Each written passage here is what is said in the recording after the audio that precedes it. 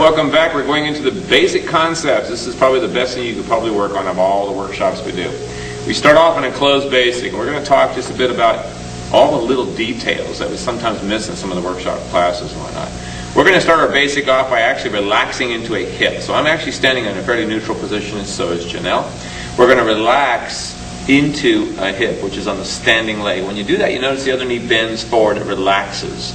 This is a big key to this dance. It's getting the energy down from the hips into the knees and the ankles. So to start our dance, we'd relax. We don't collapse, but we have the muscle in control. We relax and release the leg and then do our first triple step. And I don't completely, when I do my movement, I'm going to put my hands to my hips so you see this. I hit my hand against my right hip before I take the step. When I take the next step, I don't do full action every time I step. In other words, I don't go 1 and 2, because then you look a little bit out there. Anyway, we won't go there.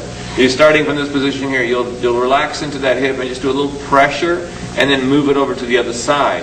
Pressure and then put it back again and rock, replace. So if it's a full weight change, I do a full movement, but it's not. It's only half weight changes here. So it's half changeover, half changeover. And basically the lady's doing the same thing. So we get a much more subtle look. And half changeover, half changeover, and then we do our rocking step, which is 2 full counts. And this we notice happening a lot in the basic levels, is that when the partners do the breaking step, they don't really put enough weight into it. They just sort of hit it and go, and then they get off time. So here you want to roll into that foot and then come back again. Now another key is that the distance between here and here should not spread out on the breaking step. So that means your hip has to do the opening. Hip open, hip back. Otherwise you end up with the arms expanding from the partner. So we're going to go 1 and relax, 1 and relax, break, replace. On a tucking turn, I'm going to bring her in towards me a little bit. Now what I like to feel on the tuck is the back of the lady's left shoulder blade should feel the space in my hand. The left hand, for my left hand, her right hand, should make a slight connection. It doesn't have to be hard. But basically what she's doing is she's filling the space between this area, my left hand, and this area, my right hand. So this is pretty compact right here. Okay, hair and all. Okay, my God, it is. Okay, so this will be count 1, 2, connect. Nice light connection. And we raise the left hand to let her out. And we do our triple step. And in here, we're working on spacing also. We don't want to do the triple step and drift off someplace. We want to keep a nice light connection. Now, we're talking basics here, not all the fancy syncopations. Okay, we're going to do an underarm pass. You'll notice we'll end up the same distance again. 1, 2, 3, and 4, 5, and 6. Our last triple step is isolated. We stop the bodies so we can do the triple step, but we maintain the connection in the hand.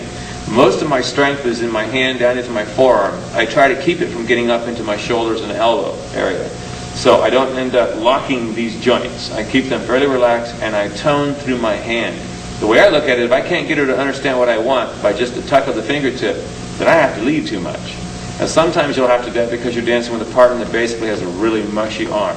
If that's the case, that means you're going to move more, not lead more. Okay, this is an example. Go real loose on me in the arm. I want to lead a whip. I lead this and her body is sort of flopping now. So what I want to do is instead of making her look bad, I'll move towards her. 3 and 4 and let her out. 7 and 8. So I've led very lightly, but I've moved more. Now if I have a more toned partner, I move less and I bring her to me. 7 and 8. So you'll have to adapt to whoever you dance with. And ladies, if you're dancing with a guy that leads fairly aggressively and you think it's too strong, go lighter. It's harder for him to lead you then. You don't want to get hurt. You're supposed to match your partner's connection. If my connection's got 10 pounds of pull, you should have 10 pounds resistance. Which doesn't mean don't go. It just means give a little connection and stay connected to it. If it gets more than that, you'll know what it is. If it's enough to pull you out of your footwork, it's too strong. So for the guys, try to get used to leading with your hands, your forearms, a little bit of tone. And for the most part, when you start a pattern, start with your body, not your arms. So when I go to move, before my hands do anything, I shift my weight. That also shifts her weight if she's connected to me.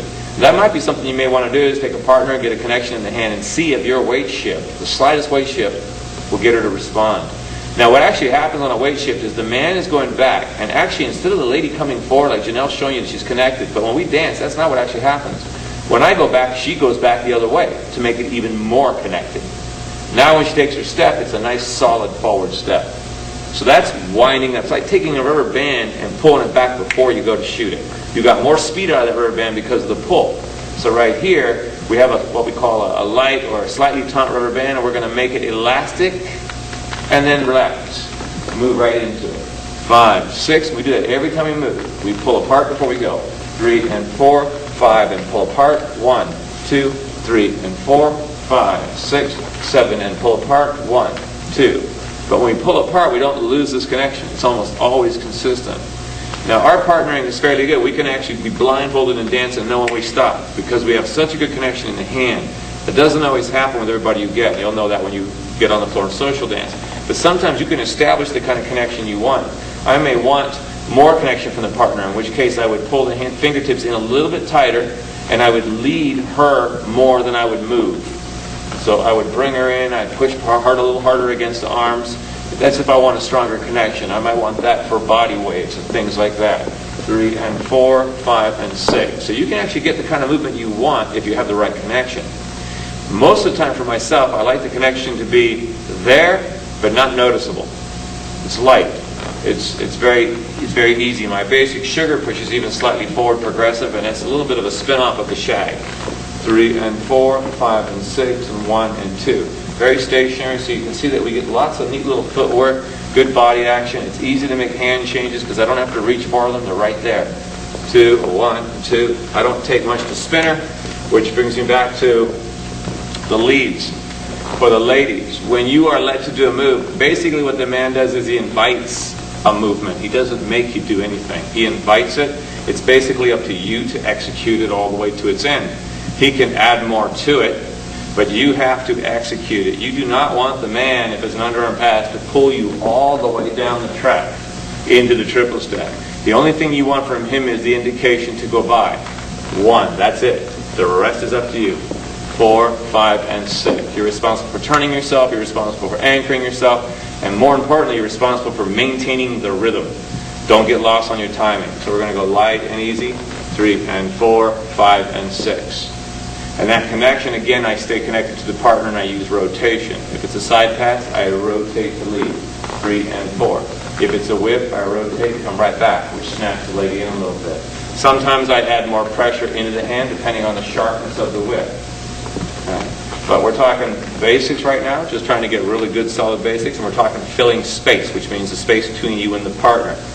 If she doesn't go far enough away, 3 and 4, if she stays kind of close and her arms are loose, it's a little tougher for her to feel the rhythm I'm dancing.